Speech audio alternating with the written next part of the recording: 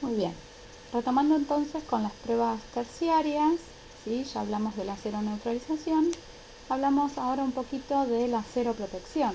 En este caso, el fundamento de esta prueba es inocular en un animal de laboratorio, ¿sí? También en un cultivo celular, pero generalmente la utilización es para los títulos protectores de sueros o la tipificación de toxinas o venenos, por lo tanto generalmente se utilizan los animales de laboratorio. Entonces, en primer lugar se coloca un suero protector, o sea, un suero que tiene anticuerpos contra determinado patógeno, y en segundo lugar, ¿sí?, se va a hacer la inoculación del patógeno, de las toxinas o venenos que queremos observar el nivel de protección. Y de acuerdo a las dosis, ¿sí?, que estamos haciendo la medición, vamos a esperar en el tiempo de incubación característico las distintas lesiones o enfermedad o incluso la muerte de los animales.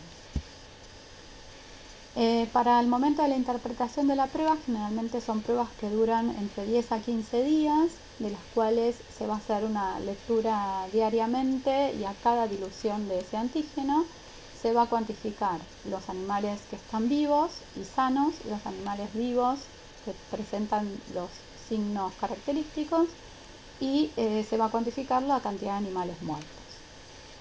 Posteriormente lo que se hace es el cálculo de la dosis letal 50 de esos animales con y sin suero protector por un método estadístico que es el método de Reading-Wunsch, a partir de la lectura en el último día de incubación.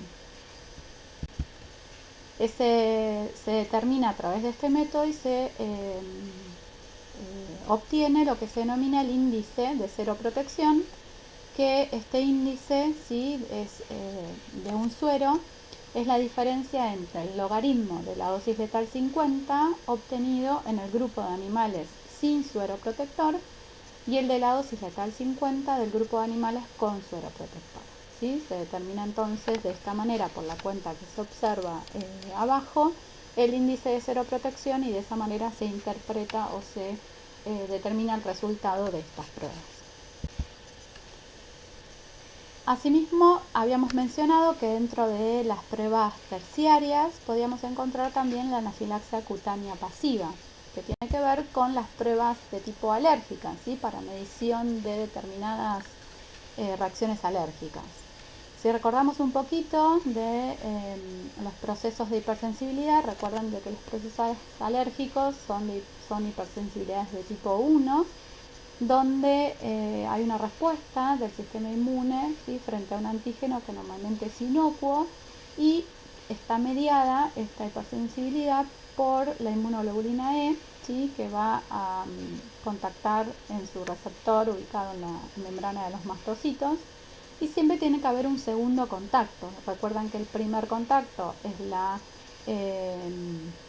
sensibilización de este mastocito, y en un segundo contacto se produce la reacción visible, ¿sí? Acá observamos en este caso, donde decimos en el primer gráfico, recuerdan que tenemos el mastocito, ¿sí?, o el basófilo, con su receptor específico para la inmunoglobulina E. Entonces, en el primer contacto, ¿sí?, con ese antígeno, se produce la producción de inmunoglobulina E, y esta inmunoglobulina E encuentra su receptor en el mastocito y lo sensibiliza. Si ese patógeno vuelve a ingresar, lo que ocurre es la desgranulación de los distintos gránulos que tienen en su interior, con las distintas interleuquinas y mediadores preformados que van a ser liberados, y entonces son estas sustancias las que producen las reacciones visualizadas a nivel de la piel, ¿sí?, generalmente a nivel de piel o también a nivel de bronquios. Eso dependerá del tipo de alergeno que estamos hablando. En base a este fundamento, ¿sí?, fisiológico, o mejor dicho inmunológico, se basa la prueba de anafilaxia cutánea pasiva. Es para entonces determinar frente a qué alergeno, ¿sí?, el individuo es sensible. Entonces, se utilizan siempre ratones de piel blanca, ¿sí?, y lo que se va a inocular es ese suero del paciente que se obtiene, donde en teoría tenemos las inmunoglobulinas E específicas frente a ese alergeno. Entonces se hace una sensibilización al día 0, ¿sí?, de ese paciente por vía intradérmica, perdón, y posteriormente se inocula el antígeno, ¿sí?, los distintos antígenos, obviamente un animal con cada antígeno, combinado con un colorante que es el azul de Evans.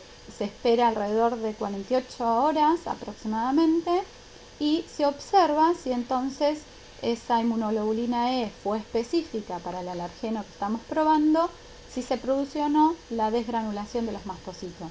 En el caso que fuera específico, esa desgranulación de los mastocitos implica de que se produzca una vasodilatación en la zona de inoculación, ¿sí?, y entonces el colorante, que es el azul de Evans, que fue combinado con el antígeno, se visualiza en la piel, ¿sí?, de ese animal con una zona coloreada elevada de color azul, ¿sí? Entonces de esa manera se determina de que esa inmunoglobulina específica es justamente específica frente al antígeno que estamos probando. Por último, hacemos una mención de la prueba de tuberculina, que podríamos incluirla dentro de esta clasificación como pruebas terciarias, ¿sí? En este caso se fundamenta en el proceso de hipersensibilidad de tipo 4, que a diferencia del anterior es una hipersensibilidad mediada por células, recuerden, por los linfocitos T helper H1, ¿sí?, como células efectoras, las cuales van a producir digamos, activarse al contactar con el antígeno, ¿sí?, y producir la liberación de citoquinas que van a reclutar distintos fagocitos, ¿sí?, y otras células al sitio de lesión, y de esa manera se observa la lesión característica. Entonces, en base a este fundamento es que se realiza la prueba entonces de tuberculina para detectar la presencia de animales que hayan tenido contacto con el bacilo tuberculoso, ¿sí? Y la prueba entonces consiste, generalmente se utiliza para el control y erradicación de los planes de la tuberculosis bovina, ¿sí?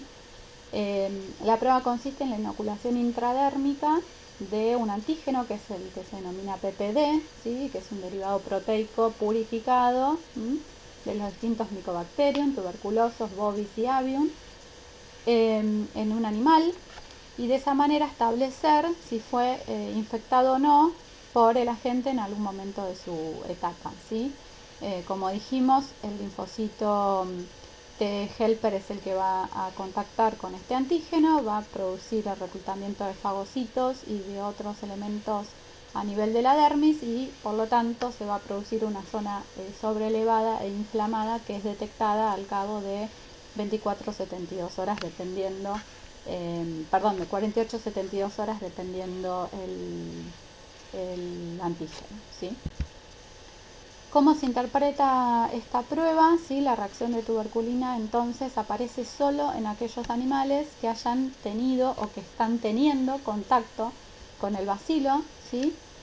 Y hay una serie de cuestiones donde aparece en el manual de SENASA, que uno cuando el veterinario realiza la prueba y el control sanitario debe tener bien en cuenta en cuanto a las distintas potencias que tiene el antígeno de PPD, que no es el mismo el bovino que el aviar, ¿sí?